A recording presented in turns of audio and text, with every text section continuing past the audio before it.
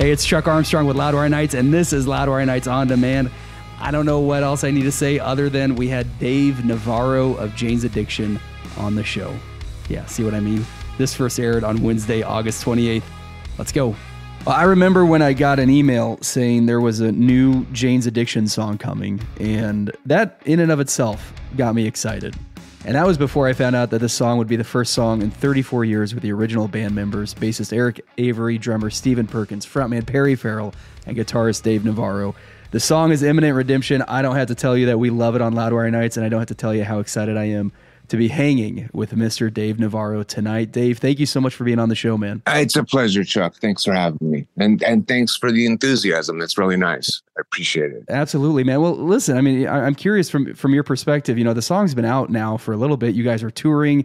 You've got some shows under your belt, playing together for the first time in quite a while. How are you feeling these days? How are you feeling right now? I'd say I feel pretty good. You know, we did a 7 or 8 week tour of Europe. Over the summertime. And those shows were just magical. There's something about just being stripped down to the 4 musicians, minimal lights, smaller rooms, tight stages that was reminiscent of like 1988, 89, when we were like kind of doing the Hollywood circuit, and every once in a while we get in a van and drive to Orange County and like really feel like we're out on the road. It's just like, you know, it was an hour away, but it's like, oh, wow, we're playing an hour away. We're getting huge. And we play some little tiny dive there. And, you know, but those shows to me were the most magical of our career. And when we got to Europe and started doing these little shows, I got that same sense that I had missed since 89, 90. I mean, was that the first time? Was that the first time you kind of felt that since 88, 89? Yes. That's wild, because man. we broke up in 91. Perry went on to do Porno for Pyros, and Eric and I did a record called Deconstruction. Yeah. And then, you know, then I did the Chili Peppers. And, then we did a reunion in 97. But Flea joined me for that to play for Jane's Addiction. So it wasn't Eric. And then we ended that. And then we got Chris Chaney on bass, or Martine Lenoble, I believe, from Porno for Pyros. Chris Chaney. It's a very incestuous team of musicians, you know, like a group of LA artists that we all know each other and respect each other. And, you know, we slowly got older, slowly matured, slowly changed our style, slowly played with, you know, having different bass players in that position. And, you know, all of them are great. Martine is killer. Chris Chaney is the best bass player in the world. He's the best bass player I've ever met, put it that way. Which is hysterical that he's in AC/DC now, because he could go up into his room and play freeform jazz and blow your mind, and now he's playing EADG over and over and over again every song for a living. But you know, be it. But you know, I'm happy as hell for him. And then you know, Flea was incredible, but Flea plays with his fingers, you know. Yeah. And Flea's Flea, Eric, man. Yeah. Flea's Flea, exactly. He's, you know, that he sounds like Flea. Yeah. And when Eric came back, you know, Eric's a tall, big man, and he wrote these bass lines, and the way he digs into the strings with his pick, and the energy and the forcefulness behind his playing, and his incredible sense of timing and his groove, like, to be honest, and I don't think Steve Perkins would have a problem with me saying this, but Eric sets the tempo. Yeah. We're playing to him. Steven and I are playing to him. You know That's what I mean? amazing, man. Yeah. Yeah. So when he came back and I played with him for the first time, I was like, oh, this is how these songs are supposed to sound. It was such a bizarre feeling. You know what I mean? It was like deja vu. As Yogi Berra said, deja vu all over again. That's right. But So that magic, that magic you felt in those small rooms, back the bands back together in Europe, all of that. Did you feel a similar sense of magic when you guys recorded Imminent Redemption? Not so much in the studio. I mean, it was exciting and fun. It's on the stage where the magic, where it feels unearthly, Yeah. Because there's a dialogue happening between the four of us that is, almost like a light language. Like nobody else could understand it, because we kind of have to read each other's minds and use telepathy a lot of times, because we really do stretch out and experiment with things and don't really play things the same way from night to night. You really got to listen, and you really got to know the partners that you're working with, because Steven might do something on the drums that he didn't do ever. Yeah. And then that'll give me an idea, and I'll kind of emulate it with him. And then we'll kind of rock out and jam on that bit. And Eric's got to figure out what he's going to do. And then it takes a second for Perry to understand that, wait, this isn't how the music goes. But then he'll start some freeform ad-libbing shamanistic thing. And it's like, oh my God, we're in this new section, and we don't know how to get out of it, but let's just go with this for a little while. Yeah. And so far, it's not to say that we haven't had some train wrecks on stage, but I think it's worth the gamble. Well, I was going to say that there's even a train wreck. There's a level of authenticity to that you want in a live show. I always want to be on the edge of a train wreck, because in performance, when I'm playing the same thing over and over and over every single night, right? The way it's written, the way it's supposed to go, the way it's supposed to end, the way it's supposed to start, the way that it is on the record over and over and over again. It's like it becomes muscle memory, and my brain is able to think about other things. So I'm able to be up there on stage playing and going, what movie are we going to watch on the bus? I got to call my accountant. I hope my wife is okay. Where is she? I don't see her. So just start thinking about a lot of things, busy work, mental challenges that I'm having, like I really got to work on my, self-esteem or whatever the hell the problem is. Right. But when you're on the edge of a train wreck, you are truly present, and there is nothing else that exists, and I think that that's part of the reason that we lean that way, is because we want to escape on stage as opposed to be even deeper in our thoughts, doing like some mechanical robotic version of Stop that we've done a million times before. You know what I mean? So yeah, totally. Well, and it speaks to a couple of things. One, I mean, you got to be good musicians to be able to do that, right? Otherwise, it'd just be a train wreck, period. But also, there does have to be that level of trust amongst everybody where, all right, you know what? Eric's going to go this way. Steven's going to go this way. Perry's, following along. He's like, all right, I'm going to go this way. Like, there has to be that trust. And I mean, it sounds like that's a big part of that magic, is just the four of you back together on stage, trusting each other, following each other, and seeing what happens. That's the funniest part, is that we don't all trust each other.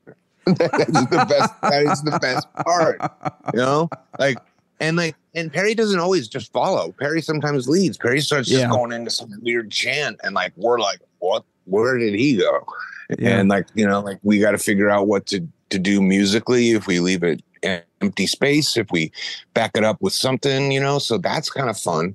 But the fact that it's kind of like a moment where you're improvising and you don't know if the other guys are going to like it or not, but you're doing it anyway. And then, 90% of the time they do, of course. Yeah. But, there's that 10% of the time where they look at you and they're like, what the f*** are you doing? But,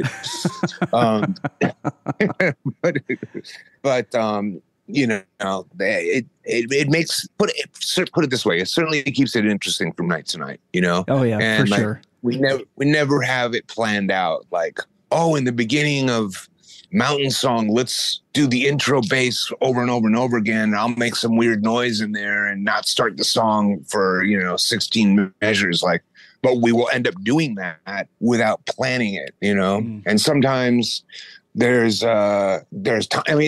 there's mistakes that lead to really great things. So for instance, I'll be over changing a guitar and I don't have it in my hands yet because the one I have is out of tune, and the band doesn't notice and they start the song, but I'm not even on the stage with an instrument in my hand. So we have to somehow on the fly figure out how to make that work. Yeah. And then we do, you know what I mean? It's just cool shit like that. You know, that's one of the things that, and I think that over the years, over the past 20, 25 years without Eric, you know, we really kind of lost that sense of freedom, you know, with the other lineups, you know, because those bass players tried to learn the record and they wanted to play the record, and that was that. And I don't think they really understood. You had to be a teenager growing up with us to understand our flair for wanting to just kind of extend and improvise and all that.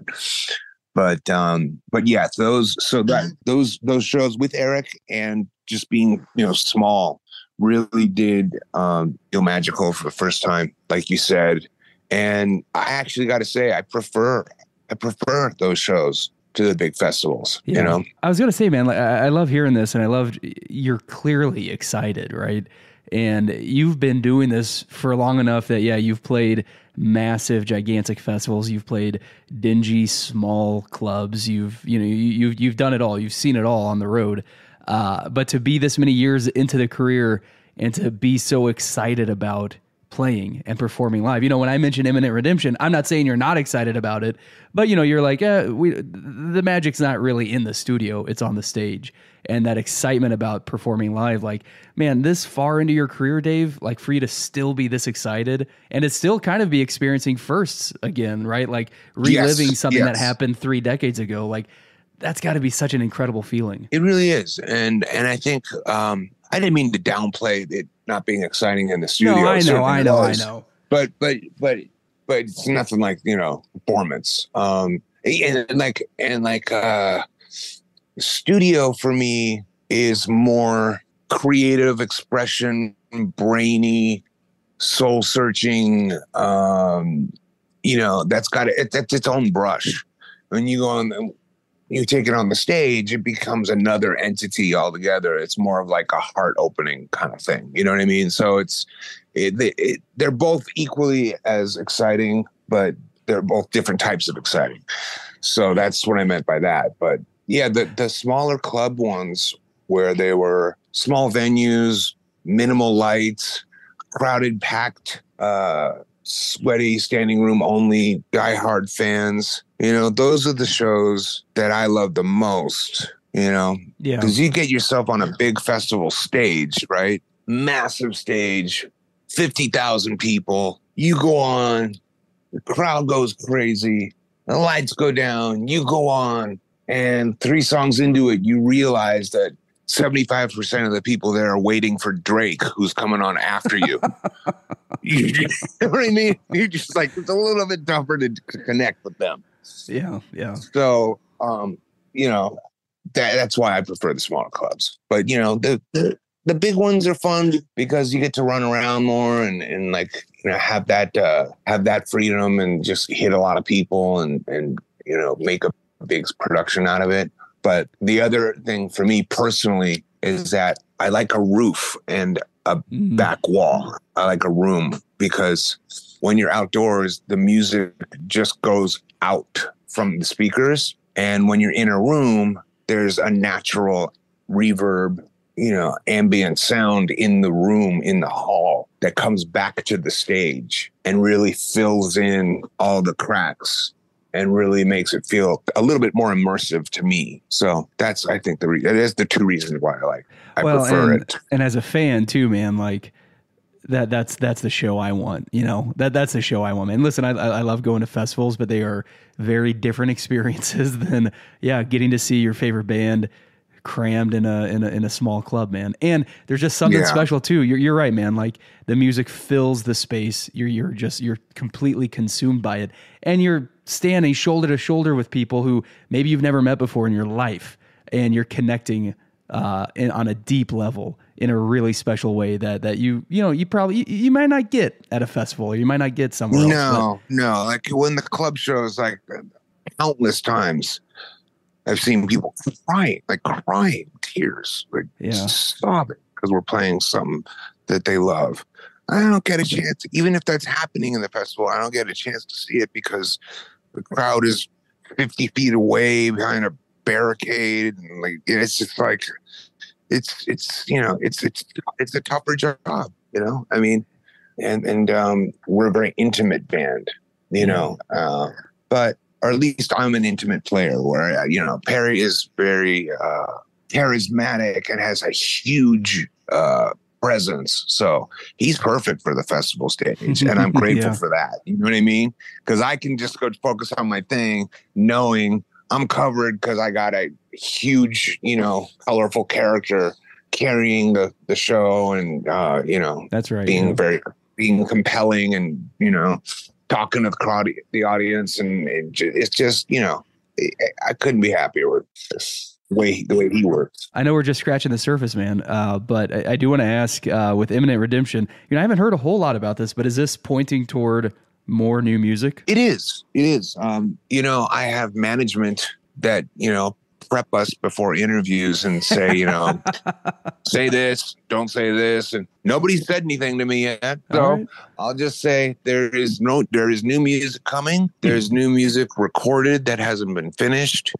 There's hopes of a full album. And at our show, I believe on the American tour, we are at the merch booth. We sell vinyl copies of Imminent Redemption. But those vinyl copies are backed with another song. Beautiful. So I love that. It's a little Easter egg I throw out there. And there's only so many of them. And they're just like test pressings and like, because right before we got going, everybody was talking about like downloads and, streaming and DSP. And I don't even know what the hell that means. And I go, wait a minute. We're not doing this thing on vinyl. There's no time, mate. We can't do it on weekend. I'm like, no. This thing has to be on vinyl. That's what we were in the early days. And that's what, really super diehard collectors and fans want to hold something in their hands that's, first of all, there's a limited edition of, and that could potentially be a collectible one day. And I was just like, no, please, vinyl. Because I'm a vinyl fanatic, Same, yeah. So I love the cracks and scratches and all that stuff. Like just, and I think the bottom end is warmer. And I don't know. It just feels less. Obviously it feels less digital because it's not, but it's, but there's some kind of warmth that happens. And just also that being the way I grew up, and so, but anyway, it does point to new music. So I love hearing that. Thanks for fighting for the vinyl too, Dave, because I'm with you, man. And there is, just how you talk about playing a club and filling the space with music, and it being an immersive experience, like just that you can't replicate. Like there is something about, you've got that warmth, that fullness of a vinyl record, but also holding that jacket and just seeing the artwork and physically touching and connecting with it while you're listening to it. It's a totally immersive experience too that you can't listen. I listen to those DSPs and I get it, the convenience of it all, but man, there's just, you can't replicate that vinyl. When you experience. have the album in your hand, when you have your album in your hands, you're looking at it, you see the grooves, and you're saying, I am holding the song that I'm going to listen to. It's a little bit more powerful than saying, Alexa, play Imminent Redemption. You know what I mean? Like, come on. Yeah. I love that, Dave. That's a great way to wrap this up, man. Like I said, I know we're just scratching the surface, but this is so great to catch up, man. Thank you for hanging. We're celebrating Imminent Redemption and all that's to come now, man. I cannot wait to say it, but I just got to say, it's a privilege to get to share some time with you, man. We've got the Jane's tour dates at loudwire.com. You can always stay caught up with them at janesaddiction.com too. But man, hopefully we can hang again soon, brother. All right, and let me just leave you with this last thing. Let's go. This is Dave Navarro, and I'm here with Chuck on Loudwire. And this is Imminent Redemption by Jane's Addiction. Thank you so much. You've done this before, huh? You're the best, man. Dave, thank you so much for the time, man. It's my pleasure, man. Thank you so much.